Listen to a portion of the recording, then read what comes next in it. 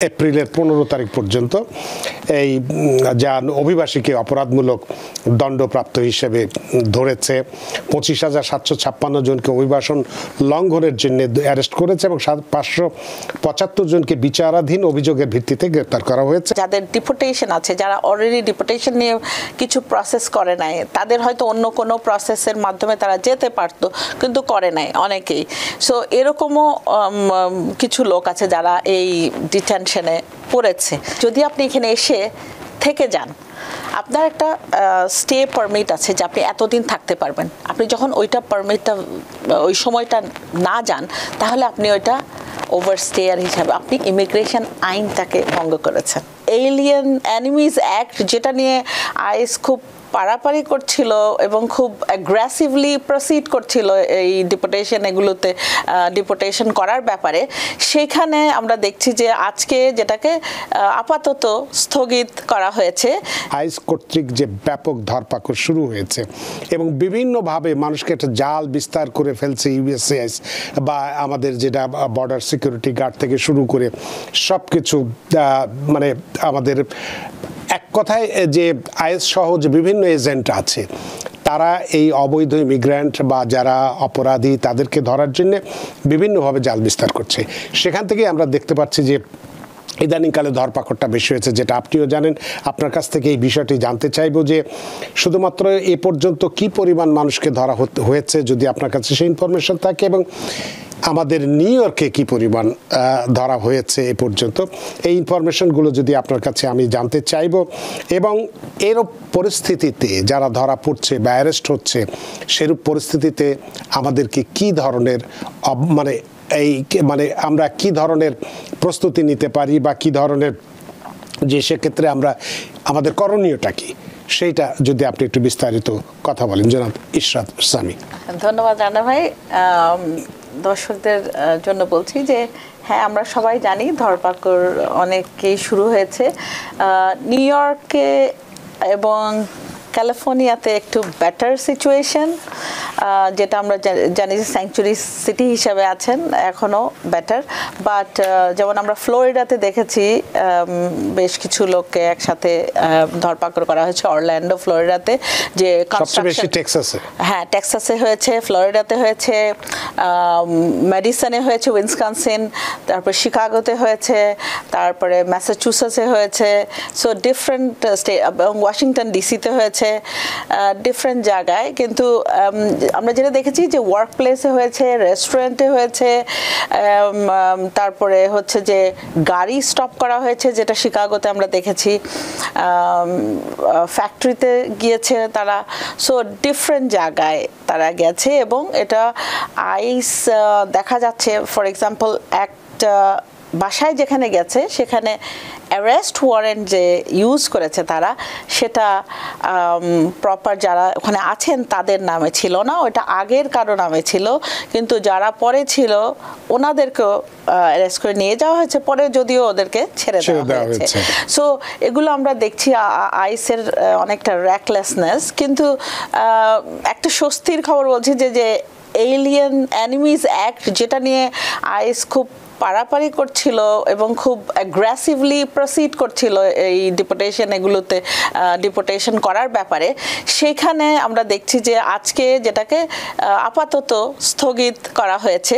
যে সুপ্রিম কোর্টের 7 জন জাজ এগ্রি করেছে যে আমাদের কান্ট্রি অ্যাকচুয়ালি ওয়ার জোনে নাই এবং এই এনিমিজ অ্যাক্টটা যেন এই মুহূর্তে ইউজ না করে, কার্যকরী না করা হয়।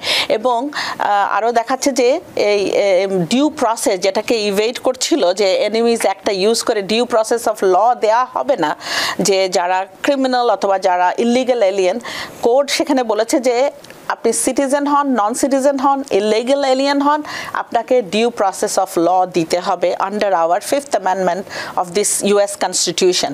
সো সেটা ভায়োলেট করা যাবে না। প্লাস ডিউ প্রসেসের সাথে আরেকটা জিনিস, যেটা নোটিশ দিতে হবে। সো আরেকটা জিনিস সুপ্রিম কোর্ট বলেছে যে 24 hours notice is not enough. So which is এই জিনিসটা আমাদের জন্য সুখকর আজকে, এবং অনেক হতাশার মধ্যে এটা একটা হতাশার মানে সুখের খবর, এবং ডোনাল্ড ট্রাম্পের অ্যাডমিনিস্ট্রেশনকে একটু স্থগিত করে দেওয়া যে হ্যালো একটু থামো। এবং এখানে দেখা যাচ্ছে যে আমাদের জুডিশিয়ারি তাদের পাওয়ারটা, ডোনাল্ড ট্রাম্প যেটা পাওয়ারটা মানে ইউজ অ্যাবিউজ করছিলেন, সেই জিনিসটা আমাদের কোর্ট, সুপ্রিম কোর্ট বলেছে যে listen, there is abuse of power, now you just hold on to it and they are going to, court is going to intervene, which is very good news. এবং গতকালও আমরা দেখেছি যে birth right সিটিজেনশিপের ব্যাপারেও 14th অ্যামেন্ডমেন্টকে, it's a constitution of our country, so ওইটাকে প্রাধান্য দেওয়া হয়েছে। সো দুই দিকে আমরা দেখছি যে ডোনাল্ড ট্রাম্পের অ্যাডমিনিস্ট্রেশনকে একটু থামানো, মন্থর গতিতে যাওয়ার জন্য সুপ্রিম কোর্ট বলছে। দিস ইজ একটা, আমি মানে ভালো খবরটা দিয়ে আগে শুরু করতে চাই যে মানুষ যেন ভয় যেন না পায়। এবং দেখেন সব কিছুর মধ্যেই একটা আমাদেরকে খুঁজে বের করতে হবে হাউ আমরা এটা ডিল করব এই জিনিসটা।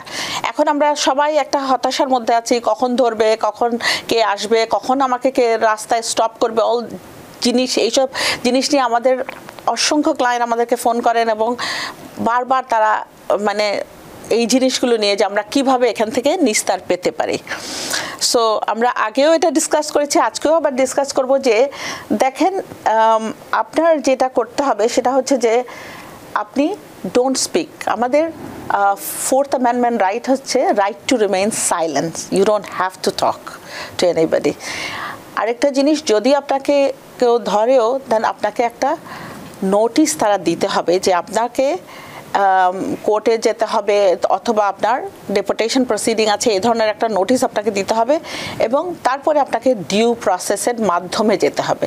তারা ধরেই প্লেনে উঠায় আপনাকে ডিপোর্ট করে দিল, সেটা করা যাবে না, সেটা আমাদের সুপ্রিম কোর্ট বলে দিয়েছে। সো এগুলো হচ্ছে সুখকর। Then we go back to আপনি যে প্রশ্ন ছিলেন যে আমরা কি করব, আমাদের রাইটগুলো কি কি আছে। সো রাইট হচ্ছে যে প্রথমে আপনাকে কেউ যদি আপনি এক্সপেক্ট করছেন না এবং আপনার ঘরের দরজায় এসে যদি আপনাকে মনে করেন যে নক করছে, don't open the door, you don't have to, এবং তারা আপনার দরজা ভেঙে আপনার ঘরে ঢুকতে পারবে না। আর যদি ইনকেস কেউ দরজা খুলে ফেলে তাহলে আপনি দেখবেন যে আপনার ঘরে ঢোকার জন্য আইসের কাছে কোনো অ্যারেস্ট ওয়ারেন্ট আছে কিনা এবং স্পেসিফিকেশন আছে কিনা, কাকে তারা সার্চ করতে আসছে, কি জিনিস সার্চ করতে আসছে। সো আপনি যদি তাকে পারমিশন না দেন, আইস অনেক সময় বলবে যে are you giving us permission to enter, you guys have to say no. অনেকে ভয় পেয়ে ইতস্ত হয়ে আইসকে ঢুকতে দিয়ে দেয়, কিছু বলে না, চুপ করে থাকে। So you have to say, at least বলেন, যারা না শুনুক সেটা পরে কোর্টে আমরা দেখা যাবে, কিন্তু আপনার বলতে হবে যে you are not allowed, I'm not giving consent for you to search my property, my house, whatever. So এটা হচ্ছে ফার্স্ট স্টেপ। আরেকটা জিনিস হচ্ছে যে বলবেন যে I have right to remain silence, I am not going to give you information. So আপনি যদি আপনার নিজের ইনফরমেশনটা আইসকে না দেন, সে কীভাবে ভেরিফাই করবে what is your name, what is your what, আপনি কোথায় বর্ন হয়েছেন, আপনার স্ট্যাটাস কি, এটা আপনাকে দিতে হবে না। আরেকটা জিনিস আপনি বলবেন যে আপনি আপনার লয়ার, যে কোনো কম্পিটেন্ট কোনো লয়ারের ফোন নাম্বার আপনার কাছে রাখবেন এবং একটা নাম্বার যদি আপনার মুখস্থ করতে হয়, ওই অ্যাটর্নির নাম্বারটা আপনি মুখস্থ করে রাখবেন যাতে আপনি একটা ফোন কল করতে পারেন। So this is going to save you for the time being. Later সেই attorney আপনাকে অ্যাডভাইস করবে কি আপনি করবেন, কি বলবেন না বলবেন, all this. So they cannot ask you any question যখন আপনি বলেন যে আমি আমার attorney চাই। That's also আপনার 5th Amendment right, that you have a right to an attorney. So 4th, 5th and 6th Amendment, এই তিনটা হচ্ছে আপনার very very important, এবং আমাদের যারা ক্লায়েন্ট আছে তাদেরকে আমরা এই লিস্টটা দিয়ে দেই যে যদি কাউকে স্টপ করে, আইদার আনরিজনেবলি রাস্তায় কাউকে স্টপ করলো, যে আপনি you just show them this, you don't have to talk, আর বলবেন যে do I have permission to leave, যদি বলে yes, you just get out of it, you don't give them any information. But আপনার জানতে হবে আপনার রাইটটা কী কী আছে, সেটা ইম্পর্ট্যান্ট। তো এক্ষেত্রে যেটা আপনার কাছে জানতে চেয়েছিলাম যে অন্যান্য স্টেট বাদই দিলাম, যেহেতু আমরা নিউ ইয়র্কেই কথাটাই বেশি বলতে চাই, নিউ ইয়র্কে এ পর্যন্ত এই যে গ্রেপ্তার আতঙ্ক বা কী পরিমাণ, যেটা আপনি একটা বর্ষ বলেছেন যে যেগুলো আমাদের স্যাংচুয়ারি স্টেট আছে নিউ ইয়র্ক, ক্যালিফোর্নিয়া, সেখানে বরং সুখবর আছে, যে পরিমাণ আমরা চিন্তা করেছিলাম যে এখান থেকে যেভাবে ধরা হবে, কি পরিমাণ মানুষকে এ পর্যন্ত ধরেছে বলে আপনি? আমি এক্স্যাক্ট আপনাকে নাম্বারটা বলতে পারবো না, কারণ স্পেরিডিকলি হিয়ার এন্ড দেয়ার হচ্ছে, but not too much in New York City. That is, এটাই আমাদের আমার কাছে যতটুকু আছে যে নিউ জার্সিতে হয়েছে। বলেন ভাইয়া। হ্যাঁ, এপ্রিল পর্যন্ত আমি যেটা দেখলাম যে নিউ ইয়র্ক সিটি এলাকায় আইএসের 2096 জন এপ্রিলের 15 তারিখ পর্যন্ত এই যা অভিবাসীকে অপরাধমূলক দণ্ডপ্রাপ্ত হিসেবে ধরেছে, 25,756 জনকে অভিবাসন লঙ্ঘনের জন্য অ্যারেস্ট করেছে এবং 575 জনকে বিচারাধীন অভিযোগের ভিত্তিতে গ্রেপ্তার করা হয়েছে এবং এর মোট সংখ্যা হচ্ছে 28,427।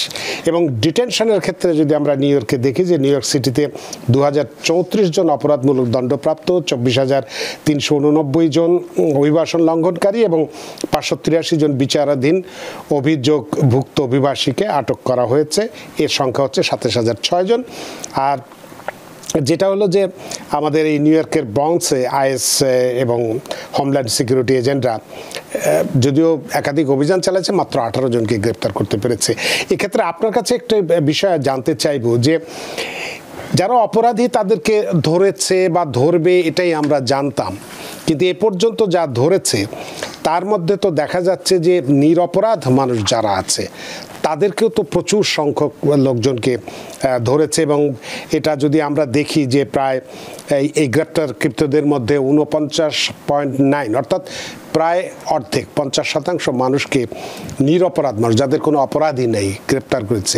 কেন? অভিবাসন নীতিতে যে ইমিগ্রেন্ট যে ভায়োলেশন করেছে ইমিগ্রেশন ল, আচ্ছা, কিন্তু অপরাধ করে নাই তারা বলছে। হ্যাঁ, অপরাধ করে নাই, কিন্তু ইমিগ্রেশন আইনটা ভায়োলেট করাও একটা অপরাধ। আচ্ছা, এটা ক্রিমিনাল কেস না, বাট ইমিগ্রেশন আইনকে ভঙ্গ করেছে।